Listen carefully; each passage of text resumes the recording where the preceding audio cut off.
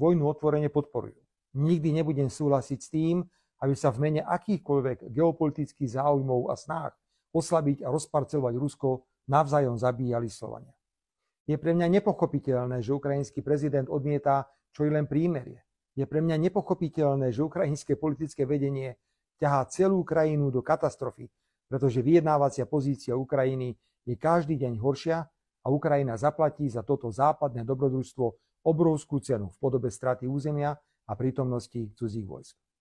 Okrem tlaku na prímerie a začatie mierových rokovaní ponúkam aj Slovensko ako vhodnú krajinu na zorganizovanie akéhokoľvek mierového rokovania na akejkoľvek úrovni. Uznaním Slovenska ako suverénnej krajiny by bolo aj rokovanie na úrovni napríklad ministrov či poslancov zainteresovaných národných parlamentov. Na túto tému som hovoril aj s ruským prezidentom Vladimírom Putinom a preto vítam jeho pozitívnu reakciu. Robím a budem robiť suverénnu slovenskú zahraničnú politiku orientovanú na všetky 4 svetové strany. Pri plnom rešpektovaní záväzkov, ktoré nám vyplývajú okrem iného aj z našeho členstva v Európskej únii a NATO. Kto sleduje moje zahranično-politické aktivity a výstupy z nich, musí vidieť, že sme síce malou, ale mimoriadne aktívnou krajinou v medzinárodných vzťahoch, pričom vychádzame zo zásad dodržiavania medzinárodného práva, nezasahovania do vnútorných záležitostí iných krajín a rešpektovania cesty, ktorú si jednotlivé krajiny vyberú pri riadení svojich vnútorných záležitostí. A na tomto nezmení nikto nič. Ani kriklúni z bratislavskej kaviarne, ani agresívne liberálne médiá, ani česká politická scéna, ktorá čím ďalej tým viac nevhodne vstupuje do našich suverénnych vnútorných záležitostí. Ak sa teda na nás ktokoľvek obráti so záujmom zorganizovať na Slovensku akékoľvek mierové rokovanie vo veci ukrajinsko-ruského konfliktu, môže rátať s našou pohostinnosťou. Dovolte mi ešte raz sa vrátiť k výmene názorov, ktorú som mal na samite Európskej únie s ukrajinským prezidentom Zelenským. Išlo o dôverné rokovanie, účastníkom boli odobraté aj mobily.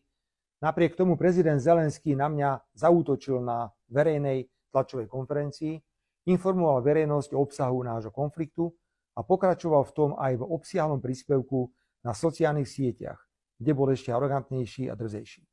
Pán prezident Zelenský, ja rozumiem tlaku, ktorému ste vystavení.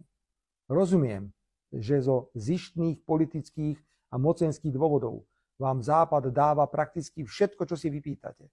Ale ja nie som váš podriadený služobník, ktorý si nemôže povedať vlastný názor a ktorý má povinnosť len vám pomáhať a nič od vás neočakávať.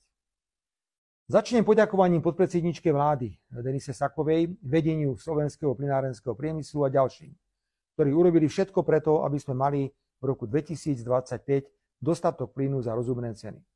Je už známe, že vláda rozhodla o zachovaní cien plynu a elektriny na úrovni tohto roku. A tým dobré správy končia. Ukrajinský prezident Zelenský totiž na samite v Bruseli oznámil, že Ukrajina už po 1. januári 2025 nebude prevážať na územie Slovenska žiadny plyn. Lebo podľa neho, nech to bude akýkoľvek plyn, bude to vraj vždy len ruský plyn. My totiž stále ponúkame možnosť, že si napríklad na rusko-ukrajinských hraniciach kúpime plyn a požiadame Ukrajinu, aby ho previezla ako náš slovenský plyn na územie Slovenska. Alebo sú aj iné scenáre, ale prezident Zelenský ani počuť. On vraj nedovolí, aby Slovensko alebo kdokoľvek iný platil Rusku za plyn a tak financoval ruské výdavky na vojnu. Bodka.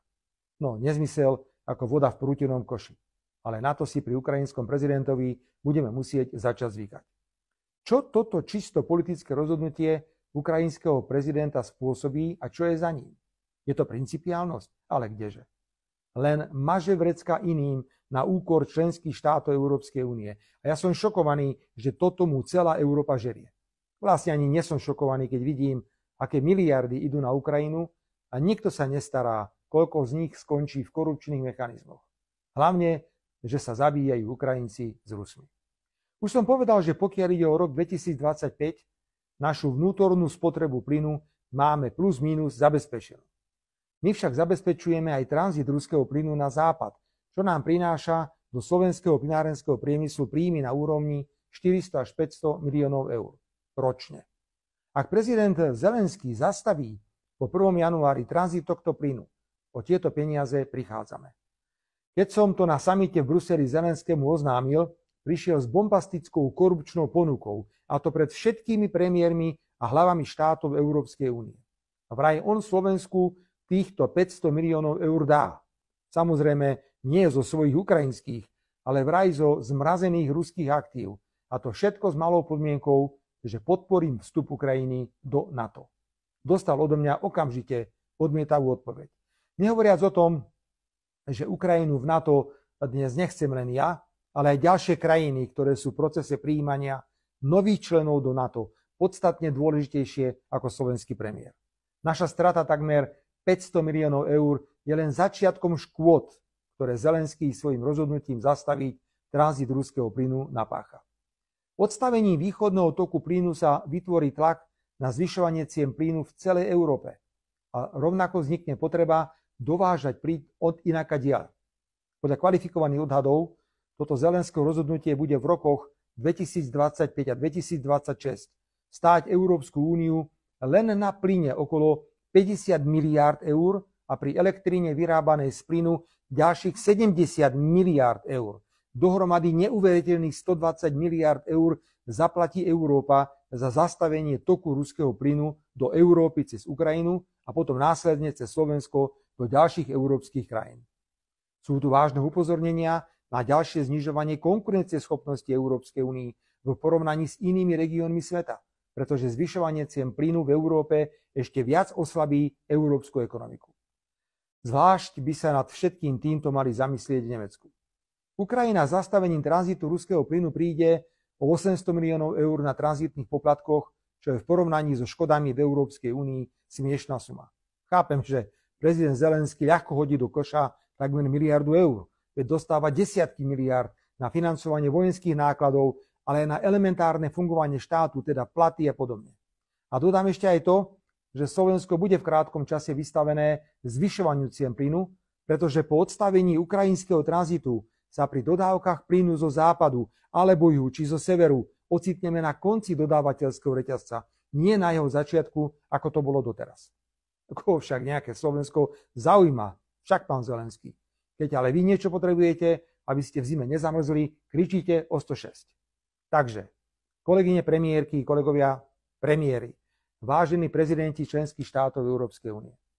Zastavenie tranzitu ruského plynu cez Ukrajinu nie je len prázdne politické gesto. Je to extrémne drahé gesto, ktoré zaplatíme my v Európskej únii. Európska únia na vyšších cenách plynu a elektriny v rokoch 25 a 26 zaplatí okolo 120 miliárd eur viac.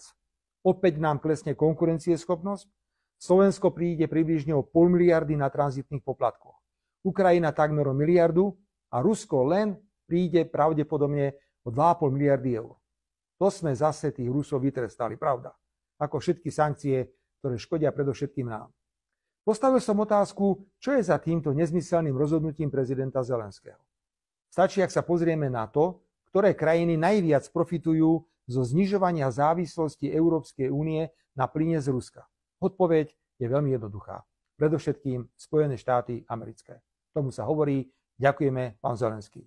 A to som dnes čítal, že zvolený prezident Spojených štátov Donald Trump už žiada Európu, aby kupovala zo Spojených štátov ešte viac plynu a ropy, aby sa vyrovnala vzájomná obchodná bilancia, inak zavedie proti Európskej únii vyššie clá. To som teraz zvedavý na reakciu Európskej únie. Bože chráň však spolupracovať s Ruskom, ktoré je stále pripravené pokračovať v dodávkach plynu aj po 1. januári 2025. Potvrdili to nielen rokovania podpredsedničky vlády Denisy Sakovej v Petrohrade, ale aj moje stretnutie s ruským prezidentom Vladimírom Putinom. Vážení priatelia, dnes je 27. decembra. Ak po 1. januári prestane prúdiť na Slovensko cez Ukrajinu plyn a dôjde k následkom, o ktorých som teraz otvorene hovoril a proti ktorým bojujem, kde sa dá, neobracejte sa prosím na úrad vlády Slovenskej republiky, ale sa obráte na úrad prezidenta Ukrajiny a na úrady vlád všetkých členských štátov Európskej únie, ktoré v mene poškodenia Ruskej federácie idú do tejto ekonomickej samovraždy. Po 1. januárom dni zhodnotíme situáciu a možnosti recipročných opatrení proti Ukrajine. Ak to bude nevyhnutné, zastavíme dodávky elektrickej energie, ktorú Ukrajina súrne potrebuje pri výpadkoch siete, alebo sa dohodneme na inom postupe. Pekný večer.